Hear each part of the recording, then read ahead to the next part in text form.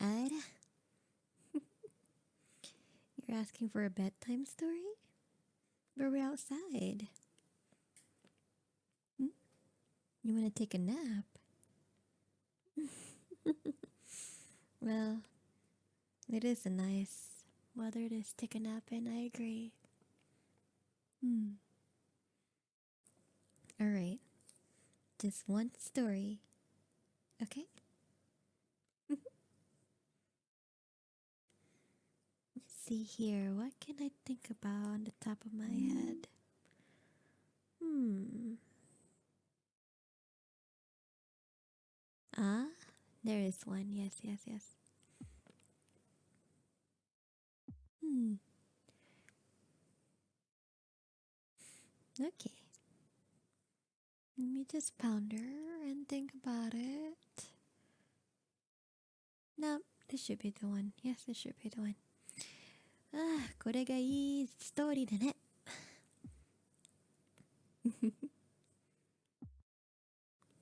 Alright. This is a story called My Best Friend is a Crow. うん。そうね。カラス。いい友達だな.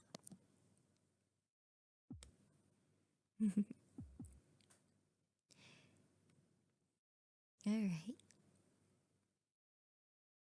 There was this girl. Her name was Rusty. A sweet girl with her orange hair always messy, skin as pale as her grandma's rice cake, and blush cheeks sprinkled with freckles.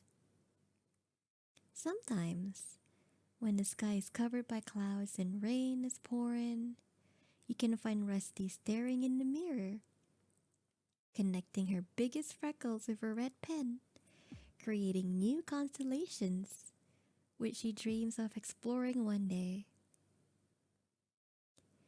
One autumn day, Rusty went for a walk in the park with her grandma to feed the pigeons.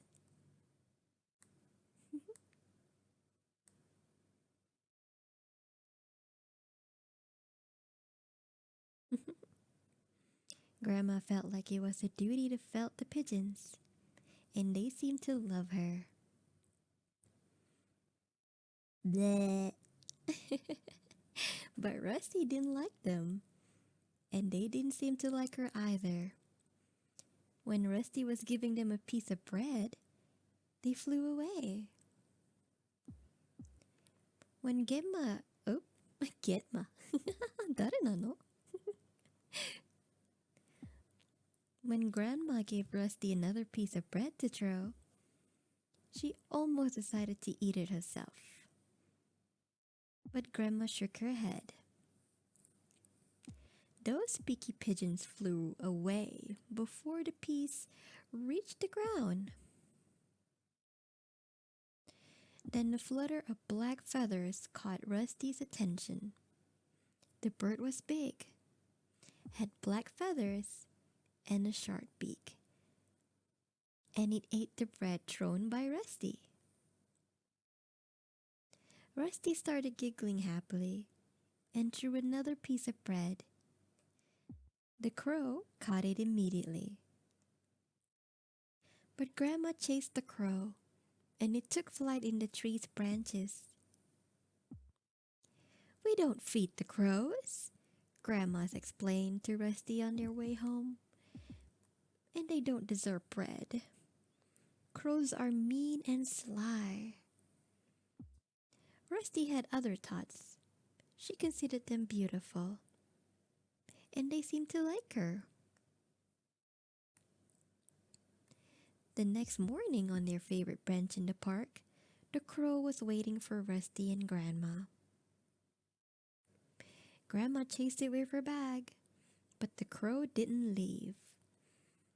It jumped from side to side on the ground, looking at them with curiosity. Grandma chased it again, and then threw a bunch of breadcrumbs on the ground for the pigeons. The crow flew on a branch and looked over to Rusty and Grandma. Rusty looked sadly to the crow and thought how unfair this was.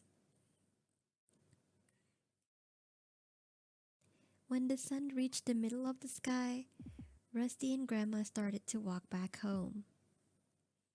The crow was following them, flying from one branch to another, feeding on a street light, on the ground, and then high up above them.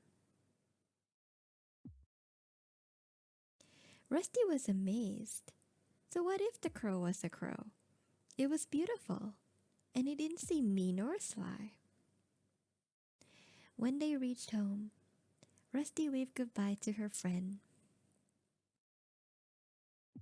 The next morning, Rusty prepared for her walk in the park. She filled her pockets with breadcrumbs, all for the crow. But where was the crow? Rusty couldn't see it. It wasn't on the bench or in the branches, nor in the sky or the bushes. Rusty returned home, sad and disappointed. Her sad face worried her parents and grandma, and they wondered what had happened to their happy little girl. In her room, sitting on the edge of the bed, Rusty was feeling sad and lonely. Why didn't anyone want to be her friend? Why didn't the pigeons like her? Why did the crow disappear? Knock knock. Oh, there was a noise coming from the window. Who was watching Rusty with its shiny black eyes? It's the crow. Rusty took a chair and climbed on it. She opened the window and said, "I thought you left me." She was smiling from ear to ear, super happy that her friend came back. Rusty emptied her pockets on the windowsill, and the crow started happily eating. With a little courage, Rusty lightly and gently petted the crow. When the crow finished eating, it didn't fly away. It stayed to listen to Rusty's stories, made funny dances to amuse her. How nice it was to finally have a friend.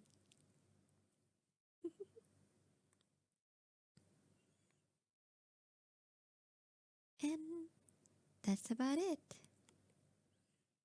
This story shows a lot of things, isn't it? There's kindness and friendship. There's also diversity and fairness. Just because you're different doesn't mean you're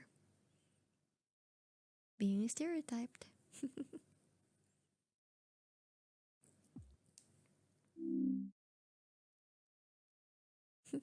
Duh. How's that? Yes, yes. Ah, falling asleep, huh? Alright. Well, we can stay out here for a little more. Then we gotta go back home.